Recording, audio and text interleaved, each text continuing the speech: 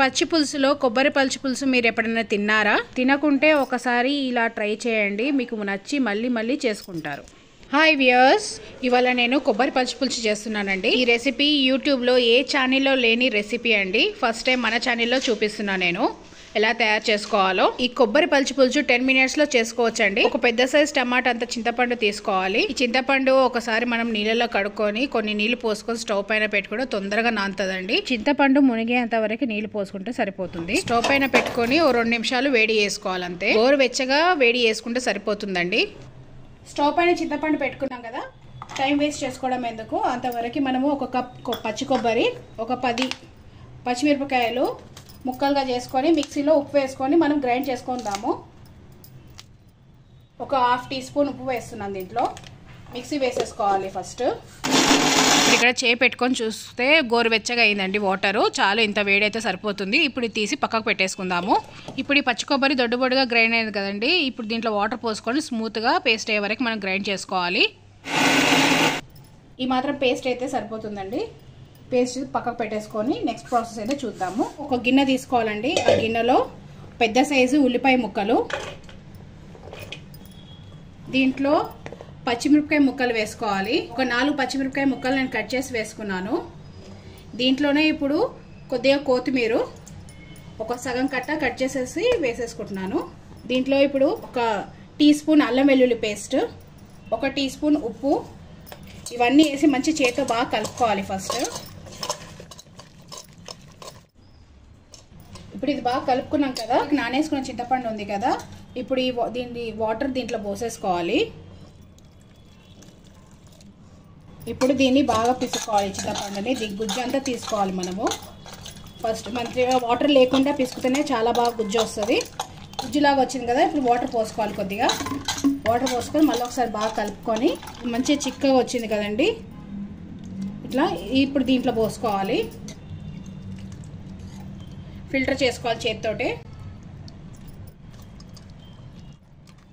ఇంకొకసారి వాటర్ పోసుకొని నేను ఇది పిసుక్కుంటున్నాను. దీంట్లో ఇంకా గుజ్జు వస్తుంది కాబట్టి నీట్గా అంతా ఒకసారి బాగా కలుపుకుంటే దీంట్లో ఉన్న గుజ్జు అంతా మళ్ళీ దాంట్లో వేసుకోవచ్చు. మెల్లగా అంతా గుజ్జు అంతా తీసేసుకోవాలి, ఫిల్టర్ చేసేసుకోవాలి. దీంట్లో వేడి నీళ్ళలో మనం కాసేపు నానబెట్టుకున్నందుకు చూడండి మంచిగా గుజ్జు అంతా బాగా వచ్చింది. ఇప్పుడు ఈ పల్పు అంతా మనం పడేసుకోవాలి. చింతపండు రసం అంతా దీంట్లో పోసేసుకున్నాం కదా, ఇప్పుడు గ్రైండ్ చేసి పెట్టుకున్న ఇది కొబ్బరి ఇంకా పచ్చిమిరపకాయల పేస్ట్ ఉంది కదండి, ఇది మొత్తం దీంట్లో వేసేసుకోవాలి.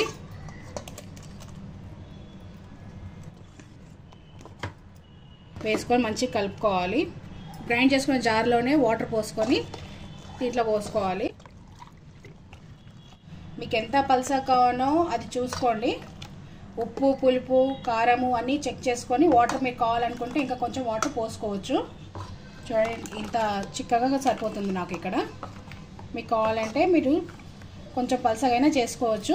ఉప్పు, కారం అన్నీ ఉందా లేదా, పులుపు అంతా సరిపోయిందా లేదా చూసుకోవాలి. ఇక్కడ నాకు మంచిగా సరిపోయింది టేస్ట్. తాలింపుకి నేను ఇక్కడ 2 గరిటెల నూనె పోసుకుంటున్నాను. ఇది ఒక 3 టేబుల్ స్పూన్ ఆయిల్ అనుకోండి. 1 టీ స్పూను ఇప్పుడు జీలకర్ర ఆయిల్ వేసుకోవాలి. ఒక 5 నుంచి 6 వరకు ఎండుమిరపకాయలు,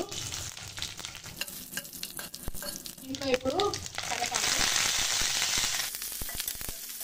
కొద్దిగా ఇంగువ, దీంట్లో ఇప్పుడు 1/4 టీ స్పూన్ పసుపు వేసుకోవాలి. తాలింపులోనే తాలింపు రెడీ అయిపోయిందండి. స్టవ్ ఆఫ్ చేసేసుకుందాము. ఇప్పుడు ఈ తాలింపు ఈ పసుపులో వేసేసుకోవాలి.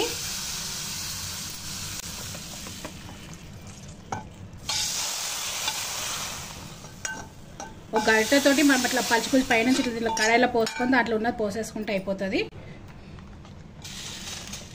కొబ్బరి పచ్చి పులుసు రెడీ అయిపోయిందండి.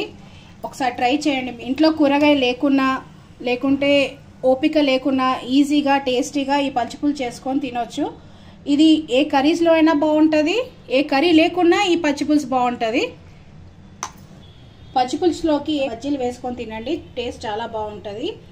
సైడ్ డిష్గా మంచిగా వేడివేడిగా బజ్జీలు వేసుకోవాలి దీంట్లోకి, చాలా బాగుంటుంది. ఎప్పుడన్నా ఒంట్లో బాగాలేనప్పుడు, నోటికి రుచించినప్పుడు ఇలా సింపుల్గా చేసుకొని పెట్టండి, పిల్లలు కూడా ఇష్టపడతారు. ఎప్పుడు ఒకేలా కాకుండా మనకి ఎప్పుడైనా వండి చిరాకు వస్తుంది కదా, అప్పుడు ఇలాంటివి చేసుకోండి. సింపుల్గా టేస్టీగా బాగుంటుంది. 15 మినిట్స్లో డిషెస్ అన్ని రెడీ అయిపోతుంది. పిల్లలు పెద్దలు అట్లా ఇంట్లో ఉన్న మెంబర్స్ అందరూ ఎంజాయ్ చేస్తారు. ఉల్లిపాయ బజ్జీలు అండి ఇవి. అసలు ఆయిల్ పీల్చుకోకుండా చూడండి ఎంత బాగా కుదిరాయో బజ్జీలు. వేడిపైన మసాలా చల్లేసుకోవాలి దీనిపైన, లేకుంటే మసాలా పట్టుకోదు ఈ బజ్జీలకి. మరి మన వెజిటేరియన్ వాళ్ళకి బజ్జీలు అయితే నాన్ వెజిటేరియన్ వాళ్ళకి ఒక ఆమ్లెట్ వేసుకుంటే కాంబినేషన్ చాలా బాగుంటుంది. వేడి వేడి అన్నంలో పలుచు పులుచు పోసుకొని బజ్జీలు ఇంకా ఆమ్లెట్తో తింటే ఉంటుందండి. ఆ టేస్ట్ అసలు మాటల్లో వివరించలేము. దీనికి గుడ్డు అంచు పెట్టుకొని తింటే చాలా బాగుంటుంది.